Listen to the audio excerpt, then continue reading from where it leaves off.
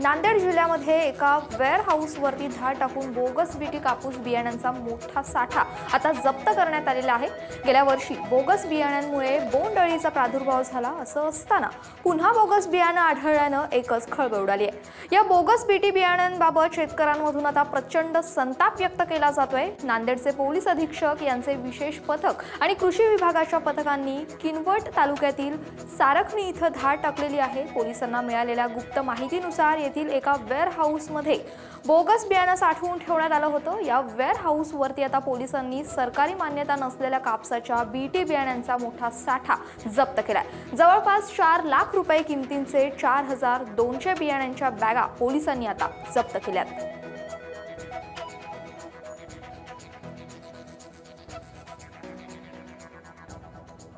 वर्धा जिल्ह्यातल्या धुमनखेडा इथल्या सुनील इंगोले यांच्या घरी आणि दुकानामध्ये कापसाचे बनावट बियाणं आता जप्त करण्यात आलेलं आहे। सुमारे 1.5 लाख रुपये किमतीचे 300 पॉकेट्स आहेत ते आता जप्त करण्यात आलेले आहेत।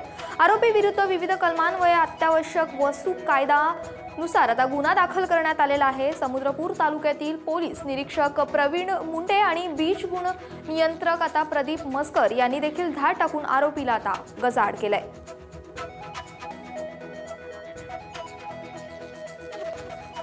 बीड जिल्ह्यात बारदानाच्या कमतरतेमुळे तसंच गोदाम उपलब्ध नसल्यानं तूर खरेदी बंद झालेली आहे। जिल्ह्यामध्ये 12 तूर खरेदी केंद्र आहेत, त्यापैकी बहुतांश खरेदी केंद्र बंद असल्यानं शेतकऱ्यांना मोठा त्रास सहन करावा लागतोय। यंदा बोंडअळीच्या प्रादुर्भावानं कापसाचं पीक उद्ध्वस्त झालेलं आहे। तूर विक्रीतून 4 पैसे मिळतील अशी शेतकऱ्यांना अपेक्षा होती, ती देखील आता फोल ठरली आहे। परभणी इथं हमीभाव केंद्रांवरती नोंदणी झालेल्या सर्व तूर खरेदी करण्याच्या सूचना आमदार डॉक्टर राहुल पाटील यांनी अधिकाऱ्यांच्या बैठकीमध्ये आता केलेल्या आहेत। तूर खरेदी केंद्रांवरती 4600 शेतकऱ्यांनी नोंदणी केलेली आहे। केवळ 224 शेतकऱ्यांची तूर खरेदी झाल्याची कबुली अधिकाऱ्यांनी दिलेली आहे। तूर खरेदीची मुदत 18 एप्रिल रोजी संपतीये।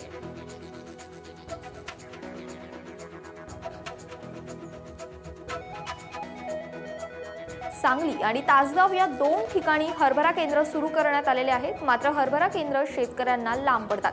त्यामुळे प्रत्येक तालुक्यामध्ये हरभरा केंद्र सुरू करावी अशी मागणी आता शेतकऱ्यांकडून जोर धरू लागली आहे। सांगली जिल्ह्यामध्ये हरभरा क्षेत्र 27731 इतकं आहे, त्यामुळे आटपाडी आणि जत इथं ही केंद्र सुरू करण्यात यावी अशी मागणी आता शेतकऱ्यांकडून होऊ लागली आहे। कारखान्यांना कच्चा माल स्वस्तात मिळावा यासाठी सरकार उद्योगपतींसाठी आता फायदेशीर धोरण राबवतं। याउलट लोकप्रतिनिधींच्या संघटित गुन्हेगारीमुळेच शेतमालाला योग्य दर मिळणं अशक्य झाल्याची टीका आता शेतकरी संघटनेचे नेते रघुनाथदादा पाटील यांनी केली आहे। शेतमालाला दर मिळत नसल्यानं शेतकरी आत्महत्या वाढत असल्याचं देखील त्यांनी यावेळी बोलून दाखवलंय। वाशिम जिल्ह्यामध्ये जनजागरण यात्रा आली होती, त्यावेळी ते बोलत होते।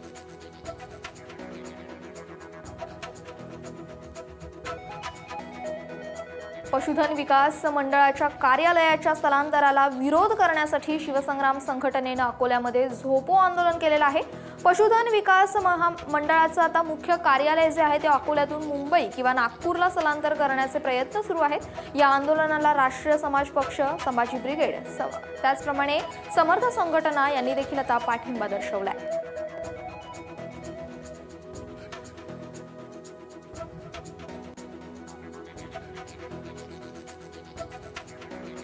सांगली जिल्ह्यातील 16 साखर कारखान्यांनी तब्बल 79 लाख टन साखरेचं गाळप केलेलं आहे। या गाळपातून 93 लाख क्विंटल साखरेचं विक्रमी उत्पादन झाले।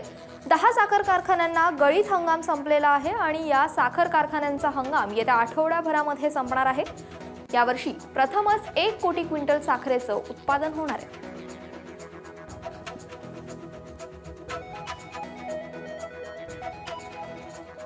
शेतकरी कर्जमाफी योजनेअंतर्गत परभणी जिल्ह्यातील 1,38,899 शेतकरी लाभार्थी ठरलेले आहेत। शेतकऱ्यांच्या खात्यामध्ये 748,90,55,754 रुपयांची रक्कम जमा झाल्यानं या शेतकऱ्यांची खाती बेबाकी आता झालेली आहेत। कर्जमाफी मंजूर झालेल्या 10,000 शेतकऱ्यांना मात्र अजूनही कर्जमाफीची प्रतीक्षाच करावी लागतेय।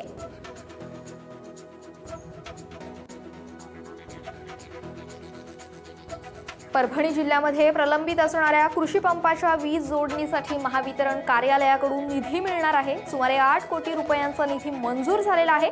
परभणी जिल्ह्यामध्ये 10 उपविभागीय कार्यालयांमध्ये जवळपास 92,000 कृषी पंप आहेत। 5,000 कृषी पंपाला वीज जोडणीची प्रतीक्षा आहे। या निधीतून कृषी पंपांना वीज पुरवठा तसंच दुरुस्तीची कामं केली जाणार आहेत।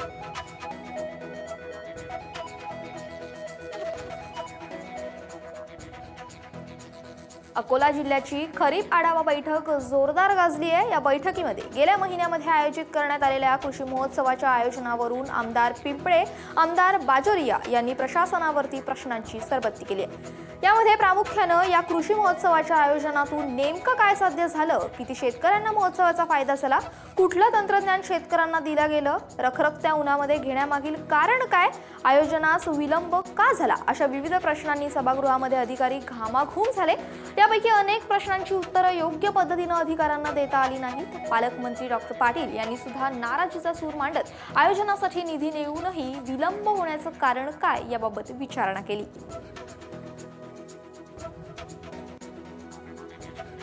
उन्हाळी सुट्ट्यांमुळे विठ्ठल दर्शनासाठी पंढरपुरामध्ये भाविकांची गर्दी वाढलेली आहे।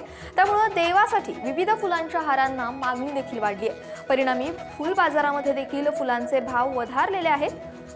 फुल बाजारामध्ये झेंडू, आष्टर, गुलछडी, गुलाब आदी फुलांची जवळपास 5 ते 6 टन आवक झाली आहे। झेंडू, गुलाब आणि गुलछडी फुलांच्या हारांना मागणी देखील वाढलेली आहे। फुल बाजारामध्ये झेंडूला 25 ते 30 रुपये किलो असा भाव मिळालेला आहे, तर आष्टराला 15 ते 20 रुपयांचा दर मिळालाय।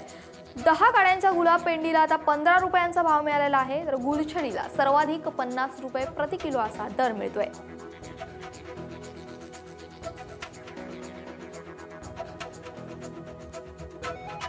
प्रभावती नैसर्गिक समूहानं परभणी इथं आता नैसर्गिक शेतमालाचा धान्य महोत्सव आयोजित करण्यात आलेला आहे। या महोत्सवामध्ये धान्यासोबतच भाजीपाल्याची विक्री देखील करण्यात आली आहे। 3 दिवस चाललेल्या या महोत्सवाला ग्राहकांनी मोठा प्रतिसाद दिलेला आहे। ग्राहकांनी वर्षभरासाठी धान्य, डाळी आणि तांदूळ देखील खरेदी केलाय।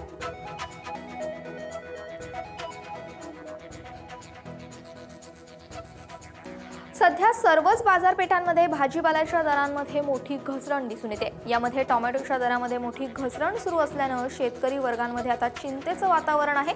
कोल्हापूर शेती उत्पन्न बाजार समितीमध्ये टोमॅटोला 2 ते 8 रुपये प्रति किलो इतका दर मिळतोय।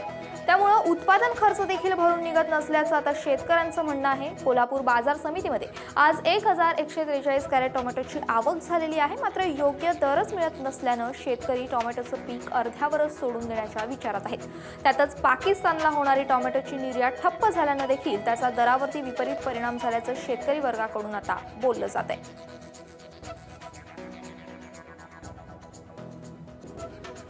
केळीच्या जम्मू आणि काश्मीर मार्गे पाकिस्तानामध्ये होणाऱ्या निर्यातीवरती केंद्र सरकारच्या सुरक्षा आणि इतर यंत्रणांनी निर्बंध आणले। त्यामुळे आता दर महिन्याला सुमारे 1000 मेट्रिक टन केळीची निर्यात ठप्प झालेली आहे। परिणामी केळीच्या दरांवरही दबाव आलाय। या संदर्भामध्ये केळी उत्पादक महासंघ आणि काही निर्यातदार लवकरच केंद्राच्या अखत्यारीमध्ये आता विदेश व्यापार विभाग, त्याचप्रमाणे संरक्षण मंत्रालय आणि कृषी मंत्रालयास साकडं घालणार असल्याची माहिती मिळते।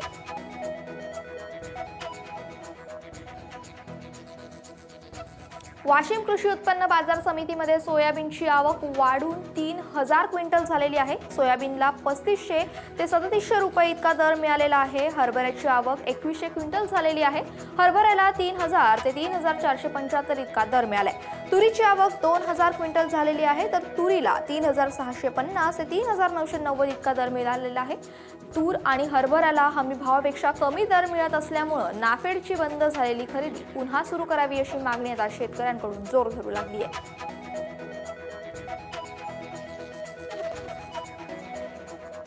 सामाजिक वनीकरण शाखेच्या मदतीने आता महात्मा गांधी राष्ट्रीय रोजगार हमी योजनेअंतर्गत वैयक्तिक लाभार्थ्यांच्या बांधावर शेतकऱ्यांच्या शेतजमिनीवरती वृक्ष लागवड करता येणार आहे। ही योजना अनुसूचित जाती, अनुसूचित जमाती, भटक्या जमाती, विमुक्त जाती, दारिद्र्य रेषेखालील लाभार्थी, स्त्रीकरिता आता असलेली कुटुंबांसाठी देखील आहे। तसंच शारीरिकदृष्ट्या विकलांग व्यक्ती करता असलेले कुटुंब, त्याचप्रमाणे जमीन सुधारणांचे लाभार्थी, इंदिरा आवास योजनेखालील लाभार्थी, अनुसूचित जमातीखालील लाभार्थी यांना देखील लाभ देण्यात येणार आहे। कृषी कर्जमाफी आणि कर्ज सहाय्य योजना 2008 यामध्ये व्याख्या केलेल्या आता अल्प आणि अत्यल्प भूधारक शेतकऱ्यांच्या जमिनीवरती देखील वृक्ष लागवड करता येणार आहे।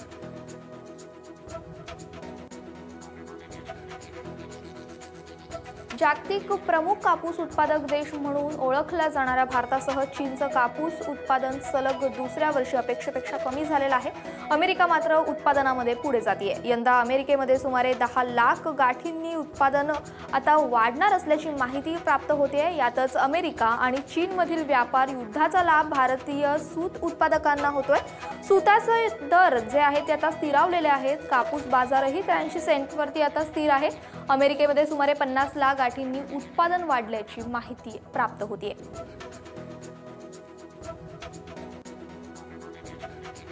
कोल्हापूर शेती उत्पन्न बाजार समितीमध्ये कांद्याच्या दरामध्ये प्रति क्विंटल आणखी 50 रुपयांनी वाढ झालेली आहे। मागच्या आठवड्यामध्ये 900 रुपयांवरून कांदा हा 950 रुपयांवरती पोहोचला होता। कांद्यांबरोबर बटाट्याच्या दरातही 100 रुपये प्रति क्विंटलची वाढ झालेली आहे। सध्या कांद्याचा दर हा 500 ते 1000 तर बटाट्याचा दर हा 1200 ते 1900 रुपये प्रति क्विंटल इतका आहे। त्याचबरोबर लसणाचा दर मात्र 500 रुपयांनी घसरलाय। सध्या लसणाला 100 ते 2500 रुपये प्रति क्विंटल इतका दर मिळतोय। तोच मागील आठवड्यामध्ये 1000 ते 3000 रुपये प्रति क्विंटल इतका होता।